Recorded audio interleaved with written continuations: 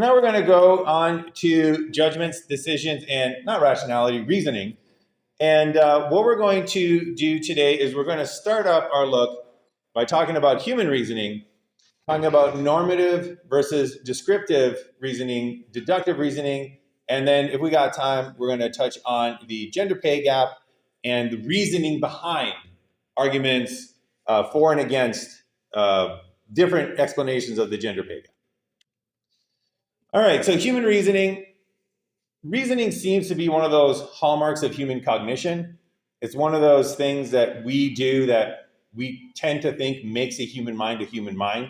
So we kind of feel like we're at the top of cognitive beings in terms of the sense of reasoning. And you can see this as one of the reasons why there is this backlash against AI, because AI is the first threat that we have ever had to being human reasoning being the sort of definer of humanity. So up until now, there's never been a chimpanzee that has built a car. There's never been a lion that has proved a mathematical theorem. So we have not had that threat. But right now, it seems like alternative intelligence or artificial intelligence is threatening that idea of this is what makes us human. But that being a topic for another day, human reasoning, it does develop from childhood. So we're going to take a look right now at a video that illustrates how reasoning develops as you kind of move through the different stages of childhood. It says, if you hit a glass with a hammer, the glass will break. I knew that. And then this one says, Don hit a glass with a hammer. I knew that too. So what happened to the glass? It broke. It broke. Why did it break? Because the hammer's hard. If you hit a glass with a feather, the glass will break. It won't. And this is the second rule. Don hit a glass with a feather. What happened to the glass? Nothing. Nothing happened. Why didn't anything happen? Because the feather's soft. First one says, if you hit a glass with a feather, the glass will break. Okay. And the second one, Don hit a glass with a feather. What happened to the glass? It broke. And why did it break? So the rule says if you hit a glass with a feather, it'll break. So if you hit a glass with a feather, broke. All right, so right there we see two nice examples of the development of reasoning. So in that example, we had this child here who could not reason abstractly, could not go through formal reasoning, so was able to answer correctly what would happen if the glass was hit with a hammer. But when given the rule, if a glass is hit with a feather, it will break. It is hit with a feather. What happens? Was unable to solve that reasoning problem. So this gives us a nice way to differentiate the two kind of aspects of reasoning that cognitive psychologists are interested in. So in human reasoning and understanding human reasoning, we have this idea of normative reasoning and we have descriptive reasoning. And normative reasoning is how humans should reason, and I'm putting should in massive air quotes there, but basically it is the idea of what is the correct thing to do? What is the correct way to reason about a subject? What is the logical way of reasoning about something? And this is going to be based on philosophy. It's going to be based on logical thinking. It's going to be based on mathematics. It's going to be based on calculations and reasoning in terms of what is the truthful, correct way to solve a particular problem or make a particular judgment. On the other hand, you have what is known as descriptive reasoning. And descriptive reasoning is kind of what it says on the tin. It's a description of human reasoning. So it's how humans actually reason. What is it that we actually do? And this is based on our behaviors. So if you think back to Mars' tri-level hypothesis, descriptive reasoning is our computational level. So what is it that we do? How is it that we actually do reason? And then normative reasoning is what is the correct way to reason?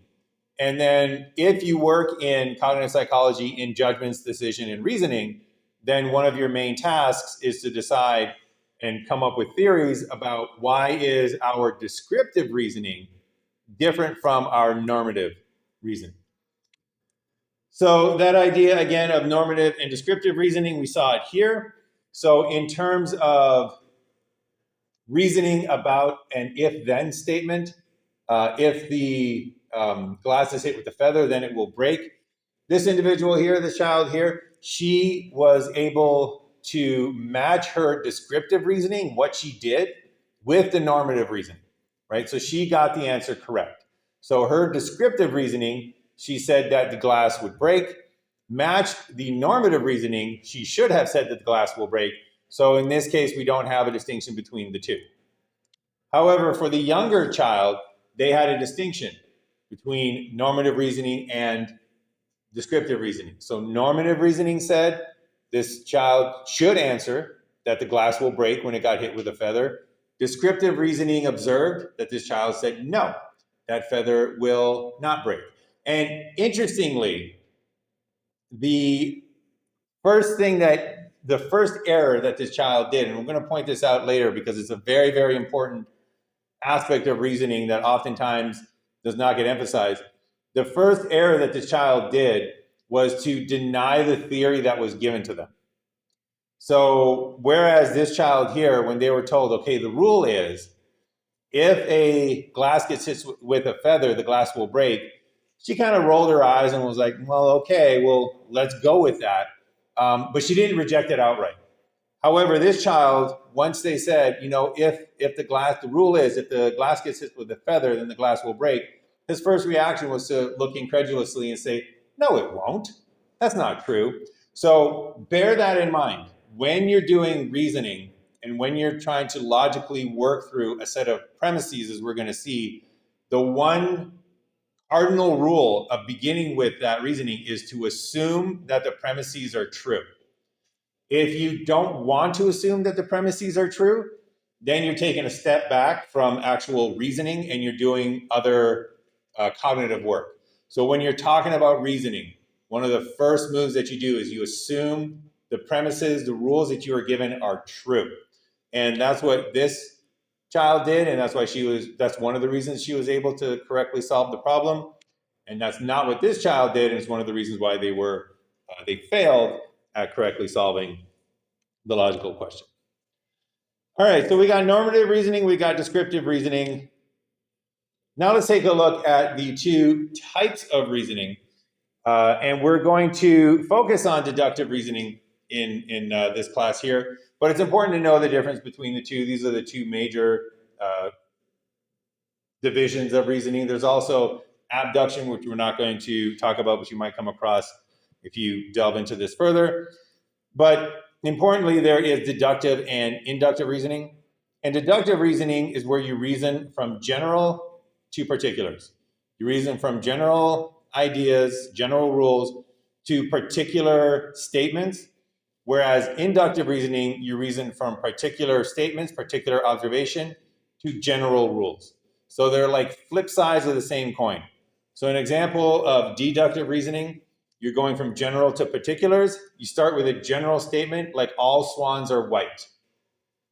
So again, whether or not this is true or false, not the issue when you're talking about how do we reason. So we start with the idea that, okay, all swans are false, all swans are white. I'm going to accept that as true. For the purposes of reasoning, all swans are white. This bird is a swan. And once you have those two pieces of information, you can come up with a conclusion. You can reason from general to particulars that this bird is white. So deduction allows you to go from all swans are white, which is a general statement, this bird is a swan, which is an observation, and it allows you to reason a prediction that this bird is white. And deductive reasoning gives you definite conclusions. So when you say this bird is white, what you mean is that on the basis of this logical argument, this bird is 100% absolutely for sure going to be white. So it's a definite conclusion as opposed to inductive reasoning when you reason from particulars to a general statement, and that only gives you probable conclusions. So if you have a premise such as this swan is white, you could, through induction, come to the conclusion that all swans are white. And that's a probable conclusion, because based on that one observation that this swan is white, it's possible that all swans are white, but it's also possible that you just haven't seen enough swans to know anything different. Now, inductive reasoning, going from particulars to general, can become more and more probable. So this swan is white, and the conclusion all swans are white feels kind of low probability in terms of all swans being white being true. But let's say that you've seen 1,000 swans, and all of them were white. And now you say, I've seen 1,000 swans, and they were all white, therefore all swans are white. Now the probability feels more likely. And if you've seen 10,000 swans, that generalization will feel even more likely. And if you see 100,000 swans and you've never seen anything besides a white swan, you would feel very probable that that conclusion that all swans are white is actually true. Notice that you can never be certain with inductive reasoning. It's always probable conclusions, because there's always that chance that there's that one black swan hidden somewhere in Australia that you have never seen, and eventually you might come across it. So there's always that possibility, which makes it different from deductive. So inductive reasoning gives you those probable conclusions. Deductive gives you those definite conclusions. All right, so let's focus on deductive reasoning. Deductive reasoning is either valid or invalid. And a valid deductive argument is where the conclusion follows logically from its premise. So it's a deductive argument. You start with premises, you get to a conclusion, start with a general statement, get to a particular. But a valid one is where the conclusion follows logically from its premises. And what that means is that if your premises are true, then your conclusion must be true. So that's what it means to follow logically. And that's what it means to be valid. It means that if your premises are true, then your conclusion must be true. So an example of a deductive reasoning argument: premise one, all swans are white. Premise two, this bird is a swan. Therefore, the conclusion, this bird is white. So if premise one is true, all swans are white, and premise two is true, this bird is a swan, then this bird is part of the all swans are white, so this bird has to be white. So in this case, there is nothing else that can occur except that that swan, that mystery bird there in that mystery box, has to be a white bird. So again, if premise one and premise two are true, then the conclusion has to be true in a valid argument. On the other hand, you can have things that look like deductive reasoning but are invalid arguments. So a classic example here: all swans are white. Premise number two, this bird is white. Conclusion, this bird is a swan. So again, we have our mystery box bird right there, and we go through the reasoning. Well, all swans are white, and I've been told that this mystery bird in the box is white, therefore this bird has to be a swan. And this is invalid, because if premise one is true and premise two is true, then your conclusion can be false. It can be true, but importantly, it's invalid because it has the potential to be false. So it could be true that all swans are white. Every single swan is white.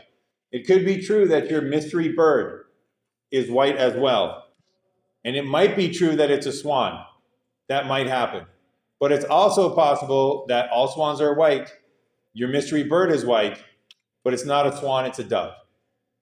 So because a dove fits the premise of all swans are white, doesn't contradict that rule, and because the dove fits the premise of this bird is white, that dove is white, but the conclusion is this bird is a swan, no it's not, it's a dove.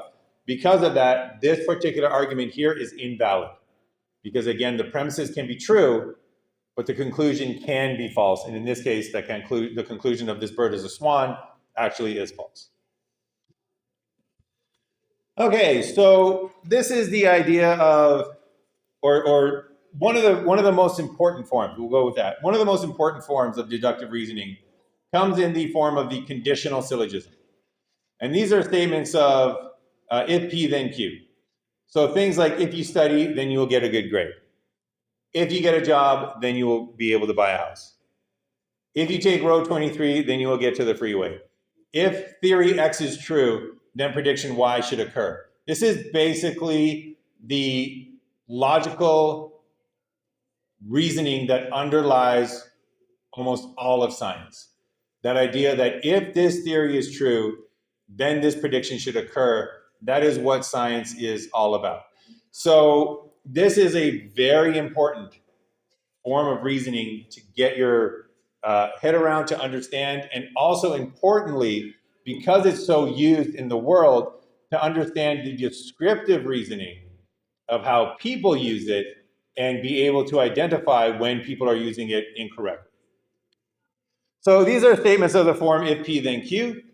The if part is called the antecedent. The then part or the Q part is called the consequent. So the if P part, that's the antecedent. The Q part, the then part is the consequence or the consequent. So those are terms that aren't too important to kind of memorize in terms of understanding this, but if you're ever at a party with a logician, you can bust out some antecedent consequent terms and it'll buy you a little bit of time before they know that you're not a massive logician. All right, so deductive reasoning, again, it's either valid or invalid. And in this case, if P1 and P2 are true, then C must be true. And this is what's going to take us now into our gender pay gap discussion that we're going to have with this idea of these conditional syllogisms. So very, very importantly, if P1 and P2 are true, then C must be true. And going into this again, just to kind of back up real quick, it's important that you understand when you are dealing with these conditional syllogisms, when you're dealing with the deductive reasoning, if you're analyzing just the logic of the statement, just the logic of the argument, you have to assume that the statements are true. So for example, if we were trying to work through the reasoning of if you study, then you get a good grade, we can work through that as long as everybody agrees, okay, yeah, that's true, or we'll deal with it as if it's true. But if you take a look at that and you say, whoa, wait a second, there are plenty of reasons why you might study and you get a poor grade, right? Maybe the test was unfair, right? Maybe you studied, but you were late to the exam and you weren't allowed to take it. Maybe the teaching assistant used the wrong answer key and you ended up really, really bad grade. You studied, but you got a bad grade. There's lots of possibilities for that. That's completely fine. That is completely acceptable. That is a way to basically engage in dialogue with people, but just know what stage of the problem you're addressing. So if you're addressing the truth of the premises, you are not talking about logical arguments. Once you start talking about logical arguments, you are assuming the truth of the premises. So I can't remember exactly when I came up with these statements here, but it does not seem to me right now to be very true that if you get a job, then you will buy a house, because the housing market has changed massively. But again, if you are using these to reason with, you accept the truth of the antecedents, you accept the truth of the premises, and then you work through that. All right, so we're going to wrap up our look today by taking a look at the gender pay gap. So the gender pay gap is an issue that is brought up often, in political discussions, in discussions of, societal discussions and implications. And this was an article that I came across a couple of weeks ago, and it basically said that the gender pay gap widens after years of progress. And this is the graph that they are mentioning. And first off, I will just mention that title seems very unrepresentative of what this graph shows. So this person who wrote this article should either change that title or they should modify this graph to more accurately prove their point. Because when you take a look at this graph, we got the y-axis there, we got the year on the y-axis, and then we got the years on the x-axis, we got the y-axis going up, and that is the female to male earnings ratio for full-time year-round workers age 15 plus in the United States. And basically that 100% line that I outlined in green, that is pay equality. That is where women, on average, on median average, make exactly the same amount as that males do. So you can see that back in the 60s, it was down at about 60%. And then sometime in the 80s, it started to increase. And now today we're up, or this year, we're at about 82.7%. And this little dip here is what this gender pay gap widens after years of progress title is all about. So and this is an aside because again, I'm very much involved in scientific communication and making sure that your message gets across. This graph here looks like wonderful progress has been made. Sure, we still have some ways to go before we get to that 100%, but look at all this wonderful progress. But wait a second, I thought we were talking about that gender pay gap widening after years of progress. It doesn't look like there's a lot of missed progress here. Oh, you're talking about this little thing here.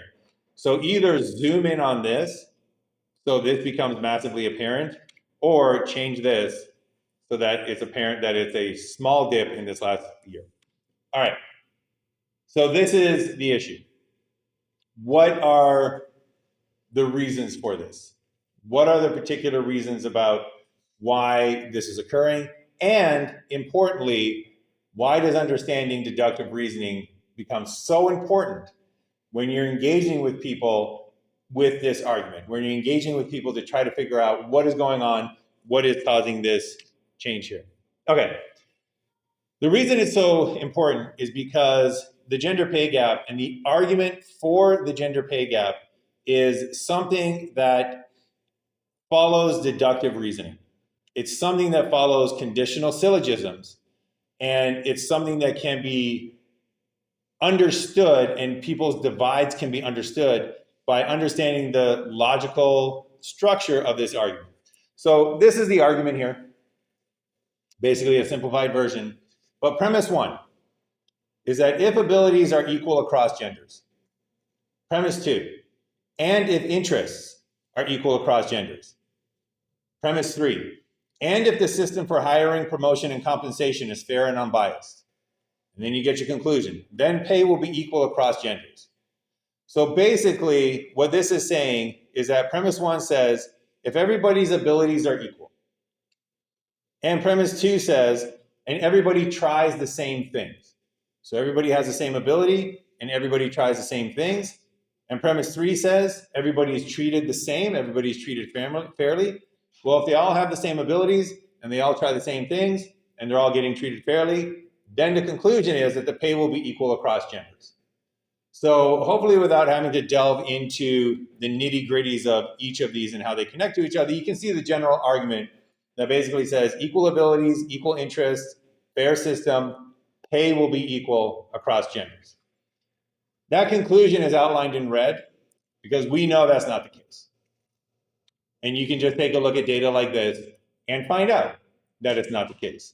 So most people, when they are arguing about the gender pay gap, they do not deny that the gap actually exists. They do not come and say, well, there really is no gender pay gap. This is because they're using median annual earnings, and that's just a statistical trickery that allows you to make it seem like there's a difference when there actually isn't any difference. Those types of arguments, you will get them occasionally, but they're pretty few and far in between. Most people can agree on the fact that this conclusion here is not true. And what that means is that if this is a valid argument, if you take a look at the logic of this argument and you say, if P1 is true, and premise 2 is true, and premise 3 is true, then the conclusion will be true. It must be true. However, we know that the conclusion is false. And what that means is that somewhere in this argument, at least one of those premises is untrue. Because again, if your first premise is true, and your second premise is true, and your third premise is true, and your premises are true, and your argument is valid, then your conclusion must be true. And what that means is that since we have a valid argument, but we have a conclusion that is false, it means that our premises cannot all be true. And it means that either P1 and or P2 and or P3 has to be false. One of those premises have to be false. So when you take a look at an argument like the gender pay gap argument, going into it, you're not arguing about the validity of the argument. Where people fall on this argument is what premises do they believe are true and which premises do they believe are false. So one possibility is that premise one is true and that abilities are the same across genders. And premise two is true. That is, the interests are equal across genders. But premise three is the false premise. Because again, at least one of these has to be false. So premise three is a false premise, meaning that the system for hiring, promotion, and compensation is not fair, and it is biased. And then that is why we get our conclusion to be false. So one possibility for this is that premise one, premise two is true, but premise three is the false premise. And this is what you get on one side of the argument. This is where you get people who are saying that this is a issue that is due to sexism, it's due to the unfair treatment of women. That is why the gender pay gap exists. On the other hand, logically, it is possible that this is the case and that the system is actually fair. The system for hiring, the system for promotion, the system for compensation is actually fair. And there is no bias in the system. And we still have unequal pay across genders, but the reason is either that premise one is false, the abilities are not equal across genders, or premise two is false, the interests are not equal across genders. And then finally, there is also the possibility that this is the case here, that all three of them are false. So we have all the abilities are not equal across genders, interests are not equal across genders, and the system for hiring, promotion, and compensation is not fair, and it is actually biased, and that also will lead to a conclusion where there will be unequal pay across genders. So in this case, arguing whether or not this argument is valid is not where most people land. And it is a important thing to realize that when people differ on these opinions, what they're differing on is the premises. So there's no point in trying to argue for the invalidity of the argument. There's no point in trying to logically walk them through the argument.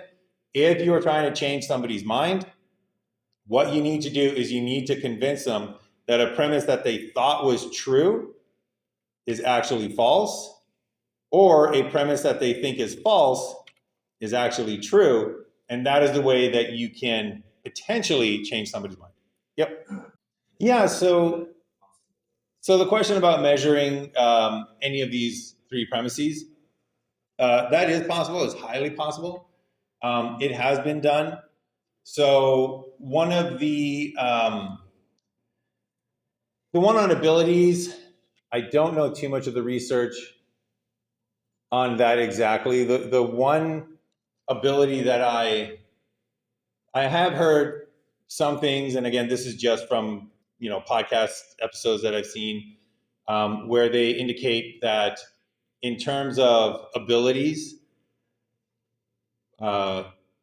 girls tend to have more verbal ability early on than males do, and boys and girls tend to be equal on mathematics, for example. So the verbal ability in girls is one of the reasons why they suggest that boys that do well in math tend to stay with math, but girls who do well in math oftentimes leave math math trajectories because they have that other option of being great at verbal skills.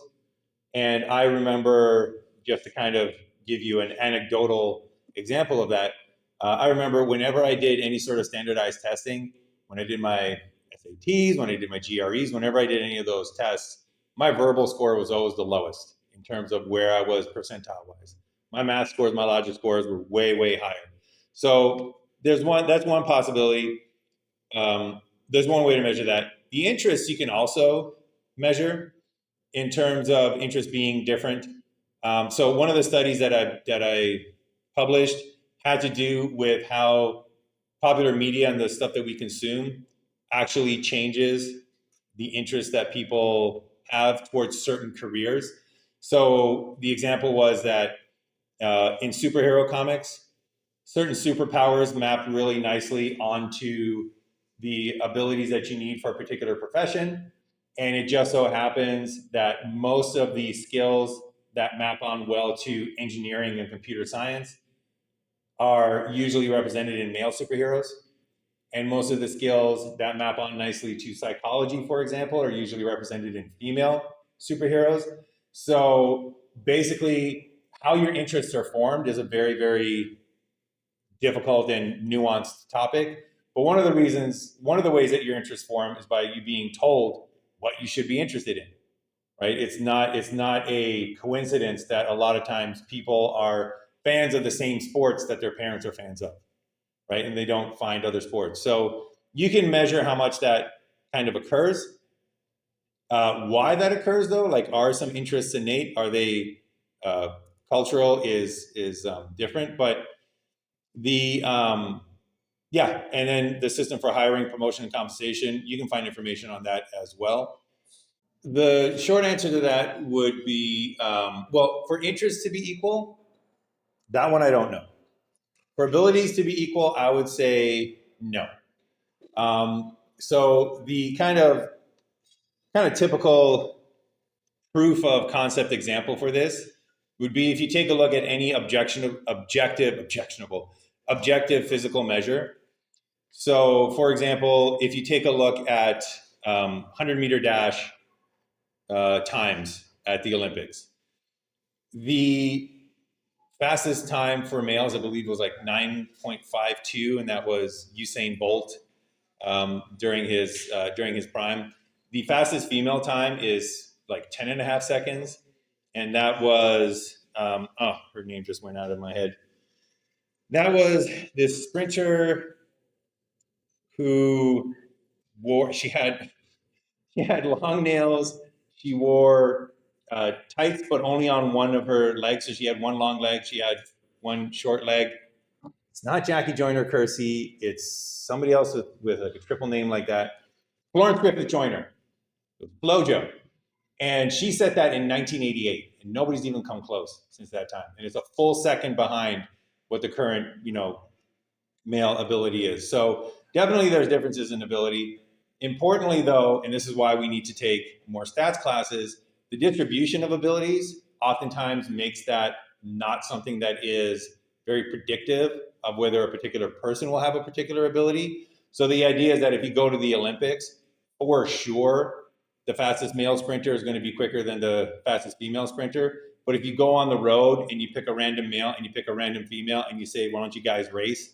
Then probably the male will beat the female, but we're only talking maybe like 60-40 now instead of like 100% at the Olympics. So there is that kind of idea of what abilities are different and what does it mean.